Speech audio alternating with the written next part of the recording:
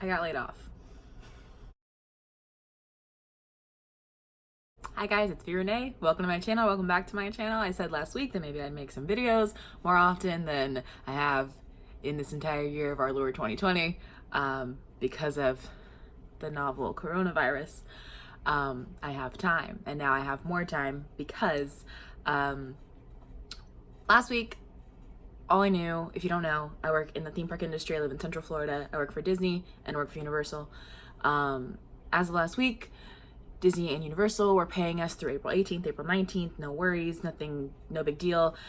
And then either when I was filming the video, maybe I said it in last week's video, or it happened right after last week's video, we were put on a mandatory stay-at-home 30-day lockdown for the state of Florida. We had been our fucking governor, senator, whatever he is, had been really hesitant to put us on a stay-at-home order because he just, I don't know why, but they were doing it county by county, and then he was finally like, all right, let's lock it down, meaning until May 2nd we're on a lockdown order. So obviously we were not reopening after April 18th, 19th.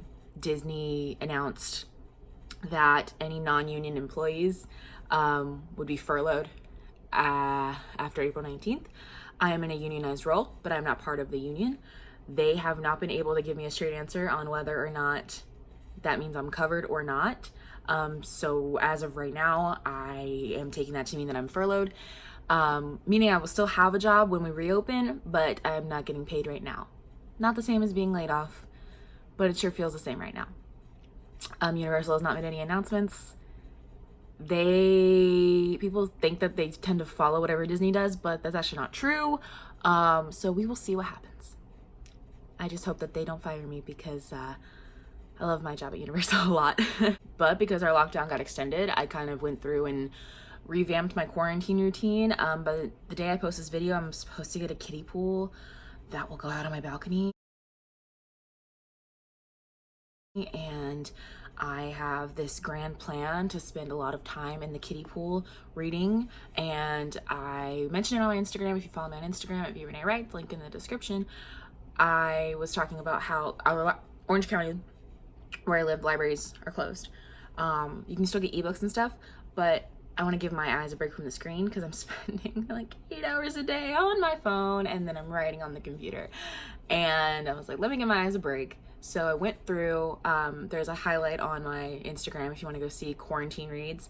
I went through all my bookshelves and I like did polls of kind of like a bracket of like what books I should revisit. There's some books on my shelves I've never read, and you guys voted on them.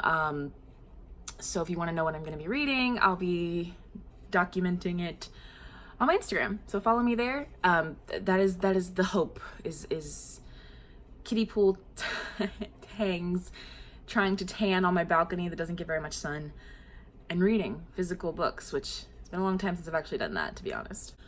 Also, on the day that I'm posting this video, which should be Thursday, April 9th, my new website's gonna go live. I got the opportunity to work with Squarespace, and I made a website on Squarespace, and it is going live on Thursday. I had to wait for some domain transfer stuff to happen, but my website's gorgeous and way more user-friendly, and I'm really excited about that. And I'm gonna put the link in the description. It is viewrenee.com, but it should go live today, so that is awesome. I worked on that for a while. Kind of going along with that, I decided to see what would happen. I'm launching Amazon ads for Accidental Evils. I've seen a couple of different author tubers talk about using Amazon ads to kind of like bump their sales and stuff. So I wanted to see as like a baseline. I'm gonna spend I'll do a whole video after it's over and kind of talk about how it went. But I launched those hopefully sometime this week. There was a whole issue about like I put capital words. I put like a word in all caps in my ad, and you can't do that for some reason, and then I couldn't figure out how to fix it. It's like a whole thing, but that's happening as well. So it's really been nice to have a little bit of extra time to like give my writing business the like oomph it deserves.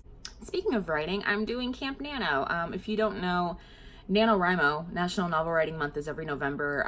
It's like a program where you write 50,000 words in 30 days. And it's a great way to like come together with your writing community and get some work done. And they do camp nanos sometimes, like in July, I guess in April as well. And right after I found out about the lockdown and realized I was gonna have to be in my house till May 2nd at the earliest, I got an email from NaNoWriMo being like, Camp Nano starts tomorrow. And I was like, absolutely, I'm doing that. So it's really helped me stay on track. A lot of you guys found me, link in the description below if you want to be buddies, if you want to write together and like help each other. And at the time of filming this video, I've written about 12,000 words. I was really behind a couple days and then I really caught up.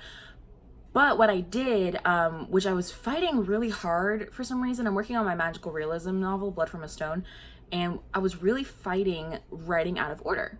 I was like, stick with the outline, like write in sequential order. None of this is gonna make sense if you don't write in order, but that's not my process and it never has been. And so when I finally kind of let go of that and I was like, I wanna write from when this happens to when this happens. So let's just do that. And I've gotten like 6 chapters done from doing that. Like that's what I started at first trying to write in order and I wrote like half a chapter. Then I was like, you know what, let's go to like the part that I like, that's like my favorite part, and go from there. And that's what I did. And it's been so much easier to get the words out because I'm like really invested in what's happening. I'm not having to like, it's my second draft. So a lot of this stuff is super expository because there's a whole world that I have to build in the first like 10 chapters while introducing all the people, while introducing the relationships between the people, while introducing like what the hell is gonna go on in the story. And in the second, third draft, sometimes it's all super expository telling, not very interesting. And so it's hard to slog through that. You need to slog through it so that you can get to like the actual good stuff, fun stuff in the later drafts, making that fun and interesting and not so info dumpy. But I'm trying to get words down and I just want to have fun with it. And this has been way better. And it reminded me that this is how I wrote Civil Blood at first. Like when I was trying to figure out what happened, like I knew that I wanted to do like a homecoming / prom scene. I knew that I wanted to do like the Rumble scene, and I knew that I wanted to do like the scene where the funeral scene. So like I wrote those and then I just like stitched it together from there.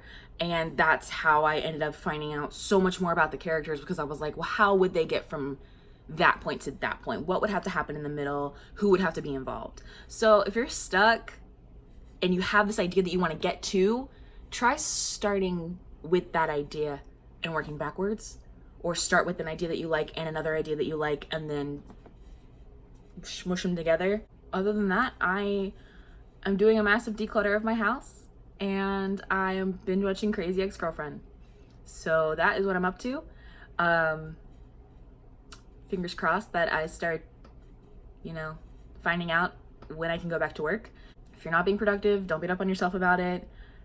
And let me know what you guys want to see. If I'm gonna do videos every week, which I guess I'm going to, maybe, let me know what you want to see. Let me know what you want to talk about. I can try to do some writing advice videos if I can figure out a topic that I haven't already talked about, or if I can revisit a topic that maybe I've learned more about. Let me know, please. I would love to give you what you want to see since we're all stuck at home binge watching YouTube. In the meantime, I will probably see you next week.